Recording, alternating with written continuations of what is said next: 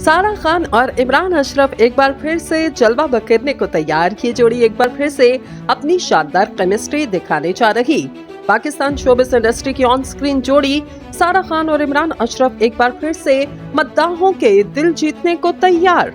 मकबूल drama रक्से Bismil में शानदार अदाकारी करने वाली ये जोड़ी एक बार फिर से अपनी शानदार केमिस्ट्री दिखाने जा रही। इंस्टाग्राम पेज की जानिब से शेयर करदा पोस्ट के मुताबिक रक्से बिस्मिल में तवाइफ का किरदार निभाने वाली अदाकारा सारा खान और इनके इश्क में मुब्तला इमरान अशरफ एक बार फिर से जलवा बिखेरने को तैयार। अभी तक इस प्रोजेक्ट की मज़ीद तफसीलात सामने नहीं आ सकी, ताहम इतलात के मुताबिक इस ड्रामे को सकलैन अब्बास ने लिखा, जबकि एमडी प्रोडक्शन और फारस एंटरटेनमेंट के बैनर तले इसकी हिदायतकारी शकील ए करेंगे।